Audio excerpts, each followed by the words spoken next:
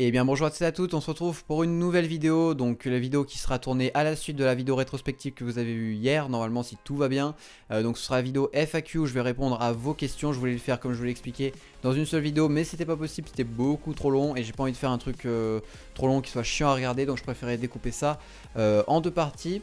Donc dans cette vidéo, comme je vous l'ai dit, je vais répondre à vos questions. Vous avez été quand même nombreux à m'en poser, donc je voulais vous remercier par rapport d'avoir pris le temps de poser ces questions. Et je vais y répondre tout de suite.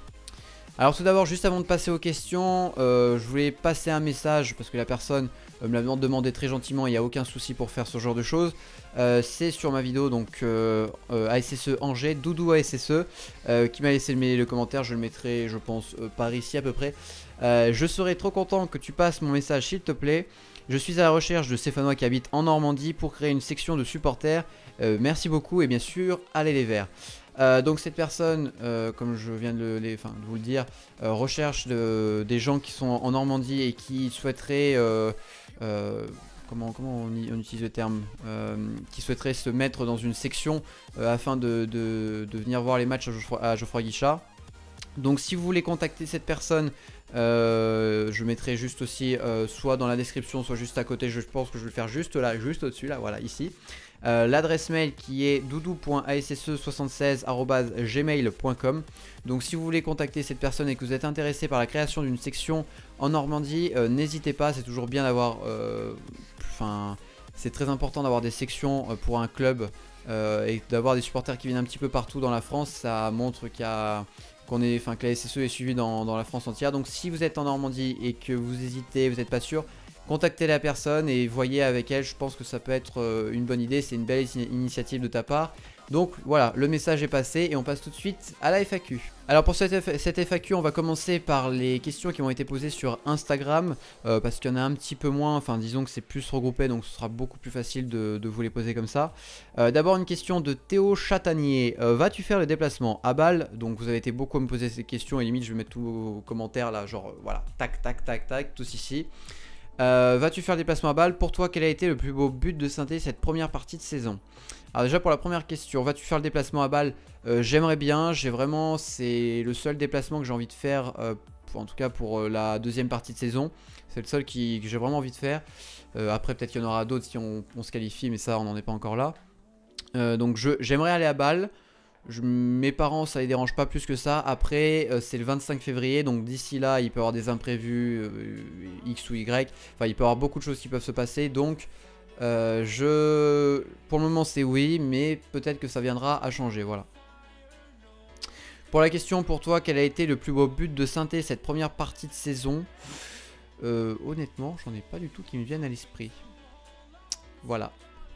Ensuite une question de Hugom64, tu préfères les greens ou les magic? Alors tout simplement ça va vous paraître con, mais la première fois que je suis allé à Geoffroy Guichard, donc c'était juste avant le match contre Montpellier, on avait gagné 3-0, juste avant le centième derby d'ailleurs auquel j'ai eu la chance d'assister. Et à l'époque je ne faisais pas de vidéo. Je sais que la première fois quand j'avais été voir ASSE Montpellier, donc je dirais que je préfère les magic.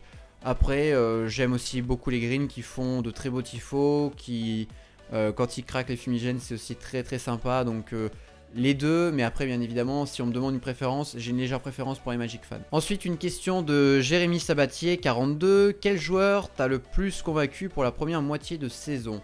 Alors quel joueur m'a le plus convaincu? Difficile à dire honnêtement.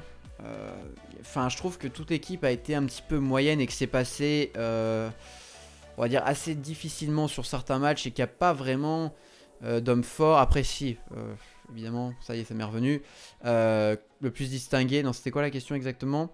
Le plus convaincu, convaincu ça partirait de comment dire, d'un état d'esprit que comment dire, il n'était pas forcément bon avant, parce que s'il m'a convaincu c'est que j'étais pas sûr que c'était un bon joueur, mais ça a toujours été un bon joueur, c'est Loïc Perrin.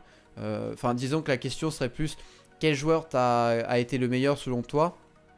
En tout cas ça a été Loïc Perrin. Après il n'y a pas vraiment de, si c'est convaincu, c'est dans les nouveaux joueurs, il n'y a pas vraiment de nouveaux joueurs qui m'ont convaincu, si ce n'est Beric, mais Beric qui est blessé. Mais en tout cas s'il y a un joueur pour moi qui a été assez régulier, bon qui a fait quelques conneries par moment, mais qui a quand même été très propre et au-dessus du lot. Ça a été quand même Perrin qui encore une fois a assuré, a tenu la baraque derrière. Ensuite une question de Johan Leir. Leir, je pense que je prononce bien ton nom, ton pseudo, je sais pas. Vois-tu un bel avenir à la SSE? Penses-tu que les jeunes du centre de formation vont emmener un nouvel ère à la SSE? Quel avenir vois-tu dans 5-10 ans? Alors, j'ai envie de commencer par l'avenir dans 5-10 ans. J'espère que Saint-Etienne... Alors là, je vais vous dire ce que j'espère et ce que je pense. J'espère que Saint-Etienne va réussir à se maintenir dans le top 5. Va toujours garder la stabilité qu'elle a depuis quelques saisons maintenant. Après, est-ce que je pense qu'elle va rester dans le top 5? Non.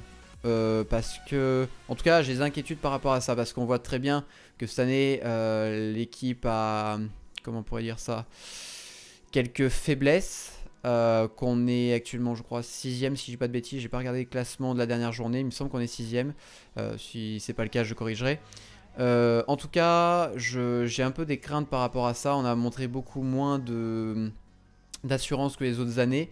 Où certes, des fois, on avait des matchs qui étaient pourris, on gagnait 1-0 et voilà. Mais je trouve que cette année, ça s'est beaucoup plus de fois reproduit où des matchs on a été très limite et au final on gagne même pas, des fois on gagne 1-0, des fois on gagne 3-0 parce que on fait en fait on va avoir un moment pendant 15 minutes où on va marquer des buts et ça va faire le match, mais tout le reste du match il n'y a rien eu, donc c'est ça un petit peu qui m'inquiète en quelque sorte. Et après, ce qui peut aussi être rassurant, c'est qu'il y a quand même un niveau en Ligue 1 qui cette année est vraiment pas terrible, enfin faut se le dire. Donc il y a moyen de faire un coup. Enfin franchement, quand on voit les matchs qu'on a fait, les résultats qu'on a eu et la place à laquelle on se trouve, on se dit qu'il y a moyen de faire quelque chose malgré le nombre de défaites. Donc ça veut dire qu'il y a aussi un championnat cette année qui est assez faible. À part le PSG qui domine les autres, derrière il y a vraiment il y a vraiment une place à se faire.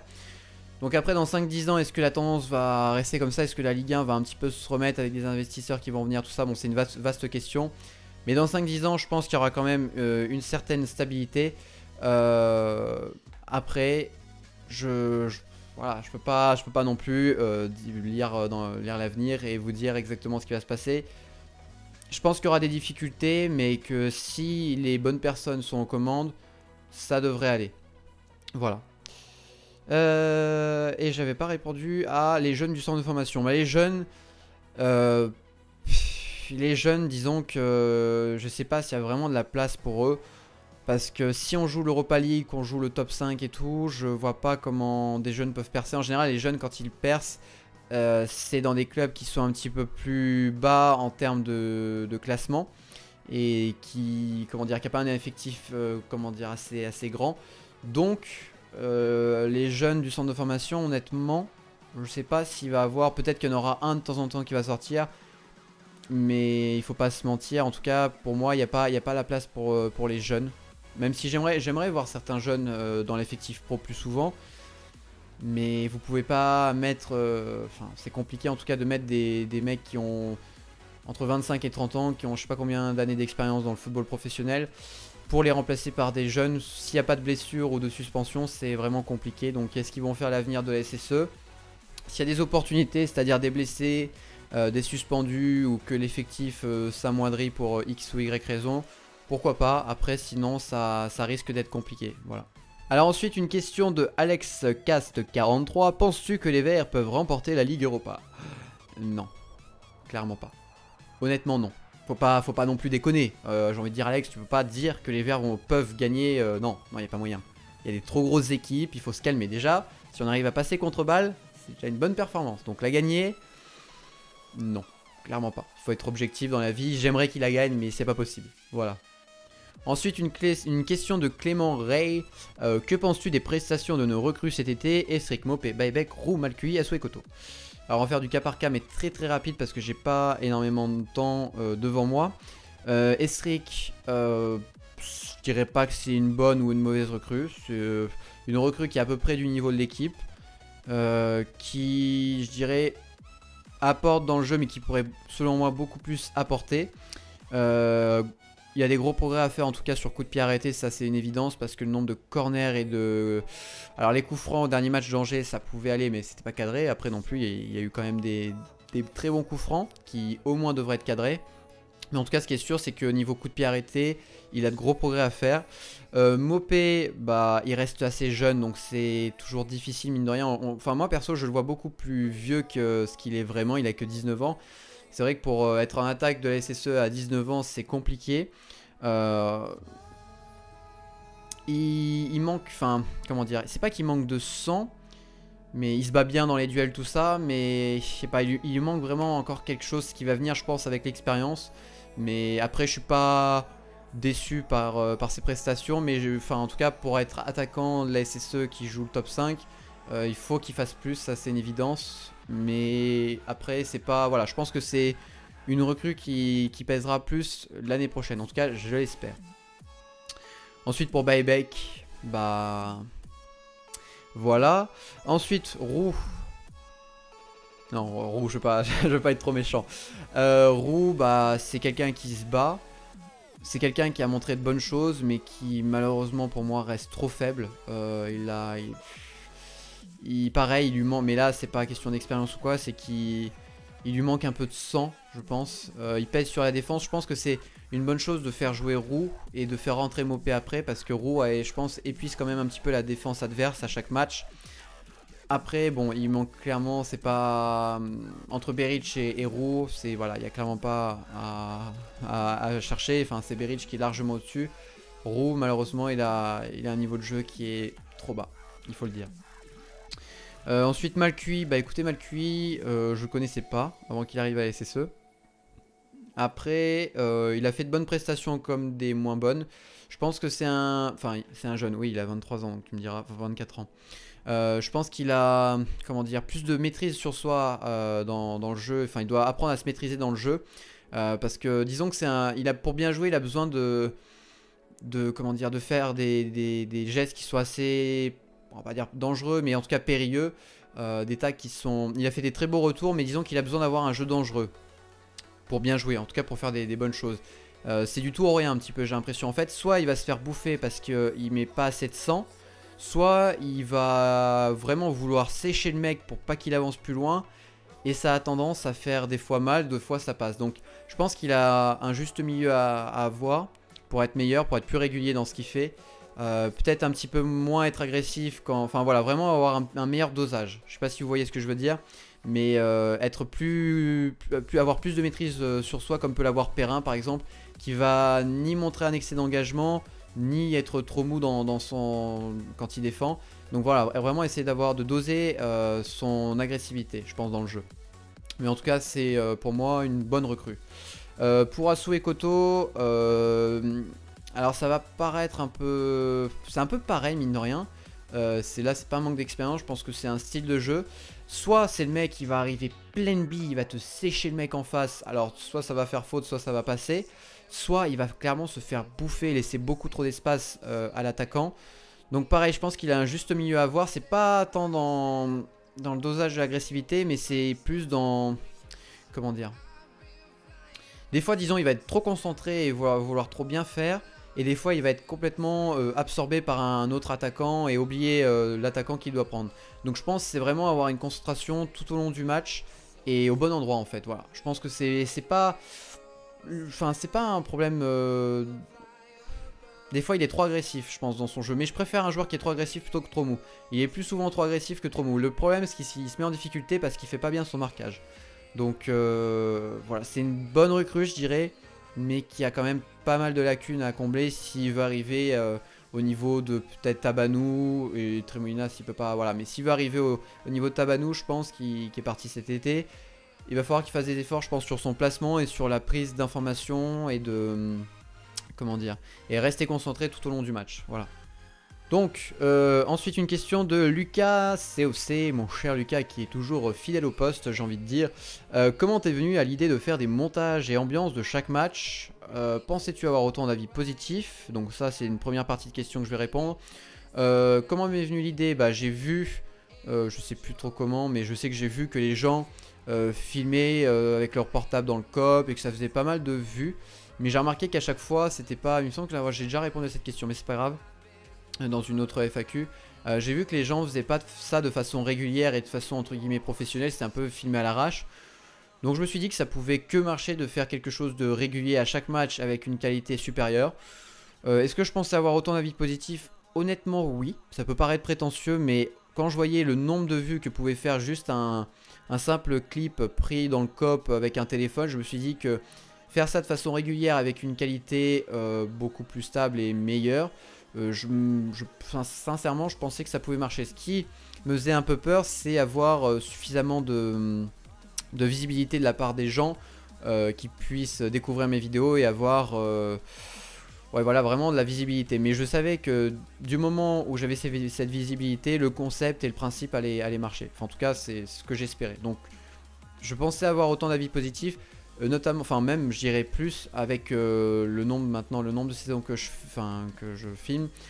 J'aimerais avoir encore plus d'avis positifs. Ça peut paraître là aussi un petit peu gourmand, mais enfin, au vu des vidéos que je propose et du temps que je fais ça, je pense qu'il y aurait... Enfin, comment dire, je pense que beaucoup de gens oublient de mettre des pouces bleus et de laisser des commentaires. Et pourtant, c'est très très important. Alors, il y a des gens qui prennent pas là le temps et des gens qui oublient. J'ai notamment vu une stat, je crois que j'en ai parlé dans la vidéo d'hier, mais je me souviens plus. Enfin, d'hier pour vous et de tout à l'heure pour moi.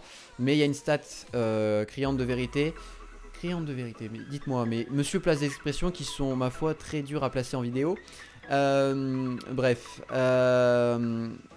je sais plus ce que je disais. Voilà, monsieur dit des conneries et monsieur oublie ce qu'il était en train de dire. Voilà, une stat qui était criante de vérité, comme je le disais, que 80% des gens qui regardaient mes vidéos n'étaient pas abonnés à la chaîne. Donc pour vous faire un ordre d'idée, c'est énorme.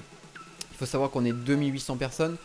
Donc grosso modo vous pouvez faire le calcul, j'ai pas envie de le faire tout de suite parce que je risque de me foirer, mais il y a à peu près 75-80% des gens qui regardent mes vidéos qui ne sont pas abonnés. Donc vous voyez que quand je vous dis que, enfin quand je te dis en tout cas à toi, parce que c'était ta question, que je m'attends à plus d'avis positifs, quand vous êtes abonné vous pouvez pas laisser de pouce bleu. Donc voilà pourquoi j'en attends un petit peu plus et j'espère que si vous regardez cette vidéo, faut pas hésiter à vous créer un compte, à vous abonner, ça prend vraiment 5 minutes et c'est très rapide. Ensuite la deuxième partie de la question de Lucas, où habites-tu? Je vais pas te le dire précisément, on va dire Vichy. Et si tu veux un truc précis, on va voir si c'est la culture générale. Et si vous avez de la culture générale, j'ai envie de dire que c'est une ville où ça va fort. Voilà, je n'en dirai pas plus. Enfin une ville, un village. Tu supportes Saint-Étienne depuis quel âge? Au passage, bonne vidéo. Merci. Tu supportes Saint-Étienne depuis quel âge? La première fois que je suis allé voir un match de Saint-Étienne, c'était en 2010. Donc j'ai 18 ans aujourd'hui, 5 ans, 13 ans. Et la première fois que à peu près, grosso modo, j'avais 13 ans. La première fois que je suis allé voir, que je supporte, la première fois que je suis allé voir un match de Saint-Étienne et que je supporte entre guillemets la SSE, c'était quand j'avais 13 ans. Donc j'étais en 5ème ou en 4ème, 5ème je dirais à peu près. Ensuite une question de Mathis Demo. D'où est-ce que ton amour pour Saint-Étienne vient-il? Et ben ça va être très très simple. Comment dire, donc comme je vous l'ai déjà dit, je suis allé voir le match Saint-Étienne-Montpellier, on avait gagné 3-0. Et l'amour pour Saint-Étienne, ça vient du fait que qu'il y avait une ambiance de malade, il faut le dire. Notamment je sais que le COP Nord m'avait pas mal marqué. Et c'est vraiment l'ambiance qui nous a fait aimer les Verts, donc c'est grâce à vous si aujourd'hui il y a tout ça, c'est grâce aux gens qui font l'ambiance et tout ça. Il faut savoir qu'avant, alors attention, grosse info, gros dossier, j'étais allé voir des matchs à Lyon, donc à Gerland, et des matchs au Vélodrome. Alors peut-être que j'étais trop jeune ou que l'ambiance n'était pas assez bonne et pas comme je la recherchais assez familiale, mais j'ai pas du tout accroché. Il faut même savoir que j'ai fait faire un maillot de Lyon avec mon nom dans le dos. Voilà, c'était le gros dossier. Je ne le montrerai pas en vidéo parce que j'ai trop honte. Voilà, je tiens à le dire. J'avais besoin d'avouer mes péchés, mais j'ai fait ça. J'étais jeune, j'avais 10 ans. J'étais insouciant, donc ne m'en veuillez pas. Excusez-moi, l'enregistrement vient de couper à nouveau. Décidément, ma carte fait de la merde, il faut le dire. Donc, d'où est-ce que mon amour pour Saint-Étienne vient-il? Je suis désolé s'il y a une petite coupure assez nette. Je vais essayer d'arranger ça au montage. Mais pour répondre à ta question, tout simplement, de façon bref, de l'ambiance qu'il y avait à Geoffroy Guichard et de ce côté un petit peu famille qu'on retrouve, je pense, plus à Geoffroy Guichard qu'au Vélodrome, qui est un stade beaucoup plus grand. Et on perd ce côté un petit peu famille qu'il peut avoir à Geoffroy Guichard. Ensuite, plusieurs questions de Célia Maillet, qui est là encore, une fois de plus, l'une des personnes qui est très souvent sur la chaîne. Donc pour toi FAQ, que penses-tu des débuts de saison? Pour toi, quel joueur a été le meilleur en cette première partie de saison? Donc déjà répondu Perrin. Penses-tu que on peut finir la saison en se qualifiant pour l'Europa League? Quel a été le pire match selon toi? Alors qu'en penses-tu du début de saison? Il a vraiment pas été top, il faut se le dire, même s'il y a eu des résultats, qu'on est passé en Europa League et tout, honnêtement, enfin perso, moi je me suis fait énormément chier à regarder les matchs. Heureusement qu'il y avait l'ambiance qui sauve un petit peu le naufrage, mais en termes de match pur, je trouve qu'on s'est vraiment fait chier cette année. Après certes il y a eu des résultats, mais que penses-tu du début de saison, on va dire sportivement parlant? Ça va, enfin on s'est qualifié, on n'est pas à une place dégueulasse. Après, si on parle en tant que supporter, on s'est clairement fait chier à regarder la plupart des matchs. Donc voilà, début de saison, pas terrible, vraiment pas terrible. Donc pour toi, penses-tu qu'on peut finir la saison en se qualifiant pour l'Europa League? Comme je l'ai dit, il me semble, alors je sais pas si, comme j'ai tourné plusieurs fois, je sais plus si je vous l'ai dit, enfin bon, bref. Cette année on a un championnat qui est assez faible. Ah non, donc ça je vous l'ai pas dit parce que c'était dans la vidéo que j'ai tournée juste avant. On a un championnat qui est assez faible, donc je pense qu'on peut finir en Europa League cette année. Après c'est sûr que si on continue à jouer comme on joue actuellement, ça va être compliqué parce on passe vraiment de trop peu à chaque fois. Donc il va falloir se ressaisir pour espérer vraiment une place en Europa League. Mais si, il n'y aura pas besoin d'un effort monstrueux. Certaines années, il y a vraiment besoin de pousser à fond pour accrocher cette place. Là, cette année, je pense qu'un effort, juste un petit effort, ça devrait suffire selon moi, au vu du niveau du championnat.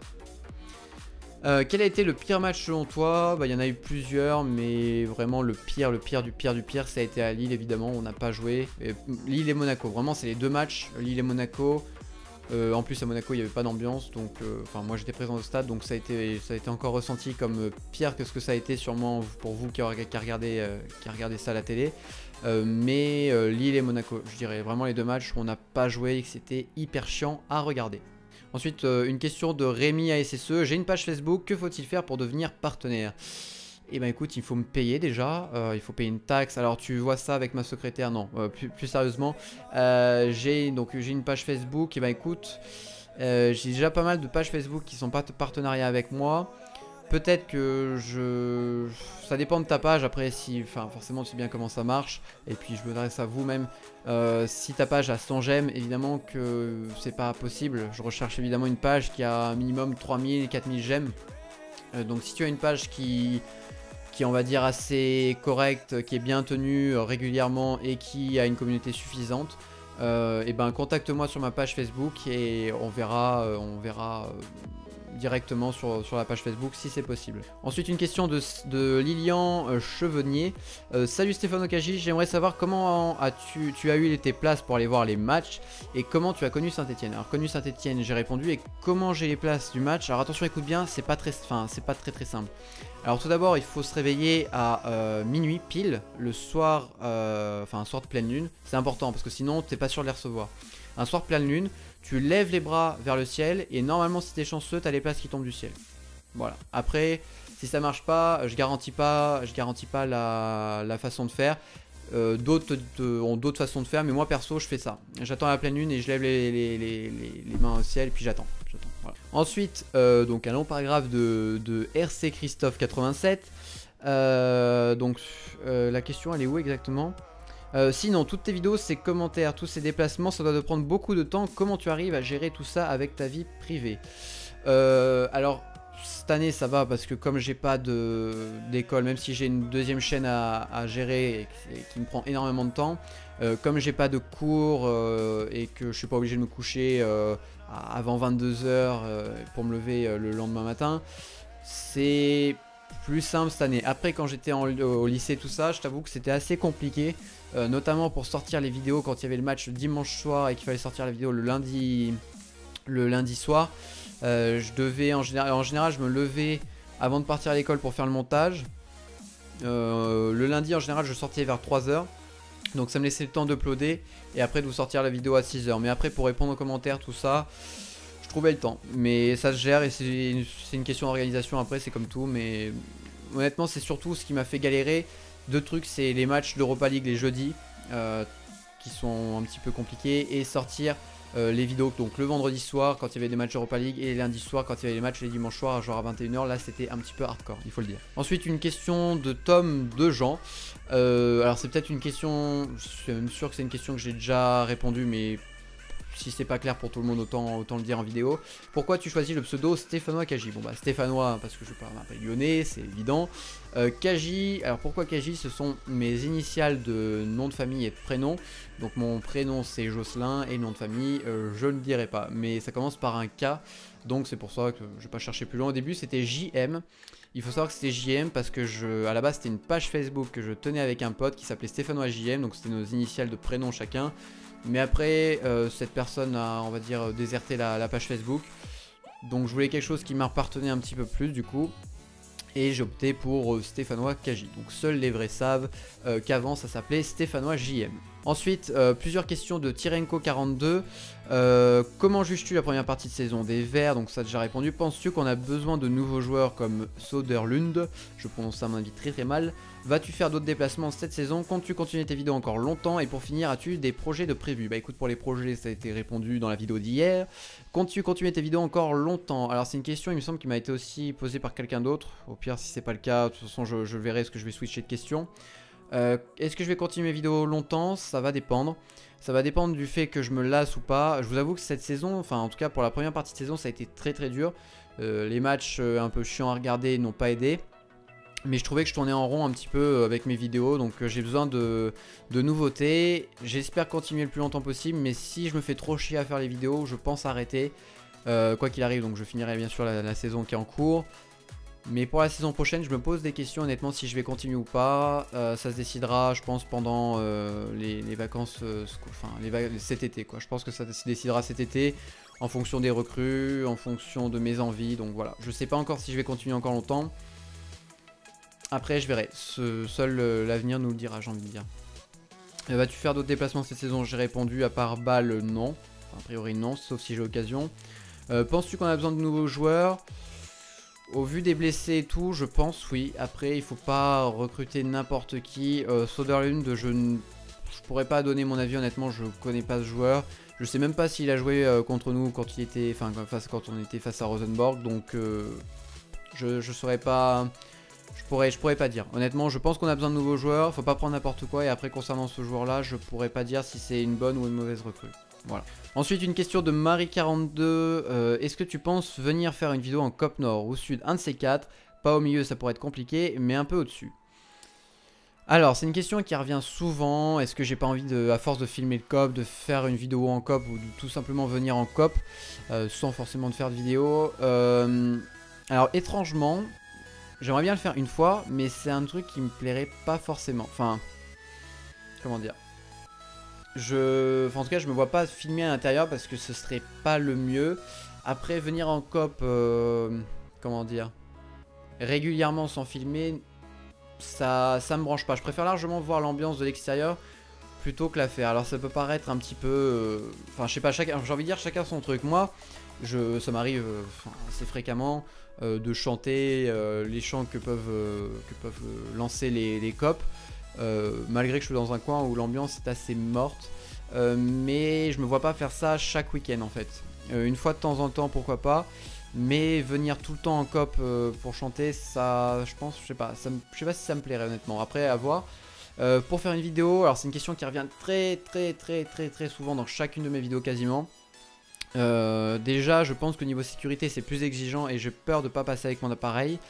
Et ensuite, je sais pas si, bah déjà, ça ferait une vidéo pour le coup soit pro COP Nord, soit pro COP Sud, donc ça plairait pas forcément aux gens, ou en tout cas, je sais pas. Peut-être plus reprendre ce que je faisais à une époque, mais qui me demande pas mal de temps, c'est de contacter des personnes qui sont dans la COP pour me filmer des extraits et me les mettre dans les vidéos. Mais faire une vidéo entièrement dans un COP, je pense que ça plairait pas à tout le monde, donc je préfère rester central en ripon ou en forant et vous faire des vidéos à l'extérieur du COP. Je pense que ça rend mieux et que ça plaît plus aux gens. Voilà. Alors ensuite une question de Antoine Schott, j'espère que je prononce bien ton nom. Hormis Geoffroy Guichard, selon toi, quel est le stade qui a la plus belle ambiance de France? Je pense que ça paraît évident, je sais même pas pourquoi tu poses la question. C'est un stade que j'ai vraiment eu la chance de faire récemment avec une ambiance magnifique, à savoir le stade Louis II de Monaco, qui a vraiment été... Même, tu vois, j'ai envie de dire, même Geoffroy Guichard, je trouvais que c'était en dessous, tu vois. Non, vraiment le stade Louis II, je pense que c'est la plus belle ambiance de France, sans hésiter. Ensuite, une question de Alexis, oh là là, je ne vais pas savoir le prononcer, Duchesse, je sais pas, désolé, je sais pas le prononcer, donc dis-moi comment ça se prononce, comment on prononce ton nom. Et j'ai horreur qu'on prononce mal les noms, donc je ne vais même pas prononcer. Donc Alexis, une question d'Alexis, quel est ton ou tes chants préférés? Mes chants préférés, je dirais qu'en général c'est les échanges qu'il y a entre les copes, mais j'aime beaucoup, alors je vais pas savoir retrouver le nom bien sûr en vidéo. Le chant qui commence par Saint-Étienne encore et toujours, Saint-Étienne rien que par amour. Je pense que c'est vraiment l'un des chants qui est le plus abouti et qui est vraiment le plus sympa. Le problème c'est que je l'écoute, enfin j'arrive à entendre dans l'oreille, à l'écouter en Cop Sud, mais il y a trop peu de personnes qui le chantent en Cop Sud et j'aimerais vraiment vous le faire en vidéo quand je suis à Geoffroy Guichard, mais c'est à peine audible sur les vidéos. Même aussi, il y a aussi un autre chant qui est très peu audible, c'est le chant qui commence par Oh Stéphanois, enfant du Forez. Pareil, c'est un chant qui est très beau, mais qui ne s'entend pas parce que déjà, comme c'est des paroles un peu plus complètes, c'est beaucoup plus dur de le chanter plus fort. Et il y a trop peu de personnes qui le chantent, mais il y a des très beaux chants en Cop Sud, mais qui malheureusement sont chantés par trop peu de personnes et qui sont pas simples à chanter, donc forcément ça ressort pas très bien. Mais voilà, je dirais que c'est ces deux chants avec les échanges qui sont mes chants préférés. Ensuite on a une question de Fab K, qui d'ailleurs je veux te remercier personnellement parce que t'es l'une des personnes qui me suit sur mon autre chaîne, donc je tenais vraiment à te remercier en vidéo, donc pour ton soutien, c'est très important. Donc pour la question, penses-tu qu'on va se qualifier face au FC Bâle? Combien de temps penses-tu continuer cette chaîne? Donc pour ça j'ai répondu, continuer cette chaîne. Penses-tu qu'on va se qualifier face au FC Bâle? Alors honnêtement c'est un match qui me fait très peur. Je pense que ça va être forcément compliqué, c'est pas nouveau ce que je vais dire. Après, est-ce que je pense qu'on peut passer? Je pense qu'on a évidemment nos chances de passer. Après c'est sûr que ça se fera pas facilement et qu'il va vraiment falloir mieux jouer que ce qu'on a pu faire jusqu'à présent. Je pense qu'il va vraiment falloir sortir un gros match pour espérer passer. Et le fait que ça commence à Geoffroy Guichard, c'est pas forcément une bonne chose. Moi j'aurais préféré l'inverse, que ça commence au FC Bâle et qu'on termine à Geoffroy Guichard. Après il faut voir, je pense qu'on peut passer, mais en tout cas ça va vraiment pas être simple. Mais en tout cas je pense qu'on a vraiment les moyens de passer face au FC Bâle, qui est une très belle équipe, et ça va pas être simple comme je vous l'ai dit. Écoutez, c'est tout pour les questions au niveau de la FAQ. Il y en a peut-être certaines que j'ai oublié de répondre. Si j'ai une question qui me revient en tête, je ne mettrai pas le commentaire. Mais on m'a parlé, une personne aurait souhaité que je fasse que je contacte Évêque, donc Envers et contre tous, pour faire un partenariat. Je m'occuperai de ça. Je pense. Quand je reviendrai de vacances, à savoir en début 2016, pour les contacter éventuellement. C'est vrai qu'un partenariat avec eux, ce serait intéressant. Vu que c'est l'une des pages stéphanoises qui a le plus de personnes qui suivent, il y a beaucoup de personnes qui suivent cette page, donc ça pourrait être intéressant. Donc je suis désolé de ne pas avoir répondu à ton commentaire sur Facebook, donc je le fais en vidéo là, j'espère que tu regarderas ça. Mais tout ce qui est partenariat, s'il y en a des nouveaux, ça arrivera début 2016, je vais pas m'amuser à m'occuper de ça maintenant, c'est un petit peu trop tard, donc je m'occuperai de ça début 2016 si ça se fait. Voilà, j'espère que cette petite vidéo FAQ vous aura plu. Je suis désolé si ça a été un petit peu long à regarder. Si voilà, j'ai essayé de faire au plus court et de faire au plus simple avec le peu de temps, vraiment j'insiste sur le peu de temps que j'ai pour tourner ces vidéos. Donc désolé si ça manque un peu de qualité et tout ça. J'espère que ça sortira en temps et en heure, à savoir le samedi pour la vidéo rétrospective et aujourd'hui donc dimanche pour vous pour la vidéo FAQ. J'espère qu'elle vous aura plu et vous aura éclairé sur les points que j'ai abordés, que j'espère avoir été clair. Donc si cette vidéo vous a plu, n'hésitez pas à lâcher un like et un commentaire comme d'habitude pour me dire ce que vous en avez pensé, d'éventuelles améliorations à faire. Je pense pas avoir oublié quelque chose. Si jamais, je mettrai un message complémentaire à ça. En tout cas, je vous souhaite à tous de très bonnes fêtes de fin d'année. Je voulais vous remercier encore une fois, j'ai pas fait ma vidéo d'hier et heureusement que j'y pense tout de suite. Je voulais vraiment vous remercier de m'avoir suivi une année de plus sur Stéphane Okagi. Si vous n'êtes pas abonné à la chaîne, je le répète, faites-le, c'est très important. J'aurais voulu passer, mon objectif c'était de passer les 3000 abonnés avant la fin d'année, ça va être maintenant compliqué. Mais n'hésitez pas à le faire si vous ne l'avez pas déjà fait.